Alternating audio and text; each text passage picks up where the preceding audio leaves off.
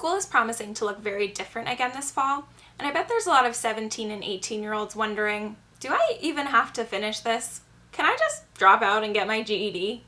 Hello, my name is Michelle. I'm a GED instructor, and today we're going to take an honest look at the GED as a replacement for a high school diploma. First, let's talk about what the GED is. It's pretty common for people to say they're going to get their GED. In fact, I did it at the beginning of this video. But in reality, that's not how this all works. The GED is a set of 4 exams: math, reasoning through the language arts, science, and social studies. It takes just under 8 hours to take all 4 exams. When you pass them all, the state that you live in will issue you a high school equivalency certificate. Different states have different rules about who is allowed to take the GED exams to earn their high school equivalency certificate. For example, where I live in Pennsylvania, there's some restrictions on 16 and 17-year-olds taking the GED exam to earn their high school equivalency certificate. In that case, dropping out to take the GED exams might not be so simple if you're not already 18. You can check the regulations surrounding taking the GED in your state on the GED Testing Service website. The point is, if you're not 18, you shouldn't drop out with the intention of taking the GED exams unless you've done your research, because it might not be as easy as it seems. Another thing I should mention here before we move on.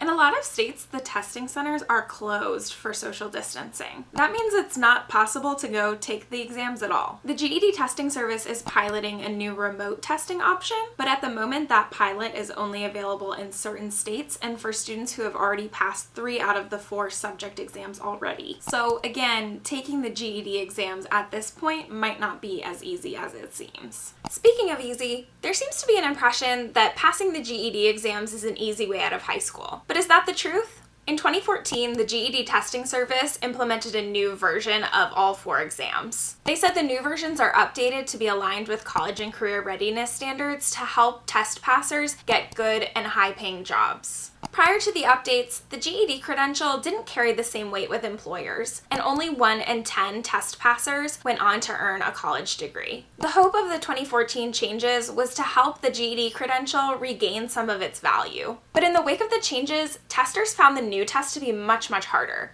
as reported in a slew of 2015 news articles. The new test focuses much more on reading comprehension and critical thinking, and it no longer allows students to make up for a lower score in one subject with a higher score in another. Now you have to pass all 4 exams. Passing rates have inched back up over the few years since the new test was introduced, but the number of GED testers has stayed below the numbers prior to the new release. This might be because the new version is more expensive than the old version, up to $160 depending on what state you live in. Ultimately, whether the test is easy or not is subjective. What's easy for me might seem impossible for someone else, and vice versa. If you're curious to see if the GED exams will be easy for you, you can take the GED Ready practice tests for $6 per subject. These are half-length versions of the real test put out by the GED Testing Service that'll tell you whether or not you're likely to pass the actual tests. If you're scoring in the green, the GED exam might actually be easy for you. But if you're scoring in the yellow or the red, it might take you significant amounts of studying to be able to pass the GED exams. And since the test is emphasizing reading comprehension and critical thinking skills rather than just memorization, that studying might be harder than you think.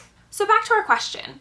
Would it make sense to drop out of high school and try to take the GED exams? First, I want to acknowledge that there are a lot of reasons that young people drop out of high school that are beyond their control. But if you're still enrolled in high school, it might make more sense to stay enrolled and finish your diploma. Here's why. The GED exams are meant to test the knowledge that you would have if you had attended high school for 4 years. If you haven't finished high school, and the GED Ready practice tests are telling you that you still need to study before you pass the GED exams, the best place to do that studying is at a high school. To be blunt, that's what high schools are for. You might point out that a lot of celebrities have dropped out of high school and gotten their GEDs. And that is true. But on this point, I think it's important for us to take a moment of honest self-reflection. Are you in the same circumstance as those celebrities? Are you as driven and as hardworking as they are? If you're not, that is okay. I'm definitely not either. But we have to remember that what worked for them is not necessarily going to work for us. In all seriousness, studying for the GED takes a lot of motivation and self-control. It is very easy to say that you're going to study and then let other things, Very reasonable things like work and family commitments get in the way of studying. In fact, that's something I've seen happen many times with students that I've worked with. Even though it's theoretically possible to get a GED in as few as a couple weeks, many potential GED testers let the process drag out for years because it's really difficult to balance all their real-life commitments with studying for the GED. The structure of high school, as annoying as it may be, has the benefit of making sure that you get your high school diploma in a reasonable frame of time, all with the added bonus of not having to pass the GED exams at the end of it. And honestly, at this point in time, it's likely that a lot of the rest of your high school career will be completed remotely. So I'm not sure what the incentive would be not to do that in favor of studying for the GED exams, also online, without the support of teachers. Considering this, I would always encourage students to finish their diploma if they're still enrolled. Depending on what you're hoping to do when you leave school, in a lot of cases you can start doing that while you're still enrolled. A lot of schools offer dual enrollment with local community colleges or trade schools, so you could continue to work on your high school diploma while working towards your next credential. Even if you already dropped out, in a lot of cases it's easier to re-enroll in your district's credit recovery program than it is to get your GED credential. In many places you can finish your high school credits through these types of programs until you're 24. The only circumstance that I would even begin to think about dropping out of school to take the GED exams is if you've already shown on the GED Ready practice test that you are likely to pass. And even then, I would try to balance the speed of the high school equivalency process with what you're losing by leaving school early.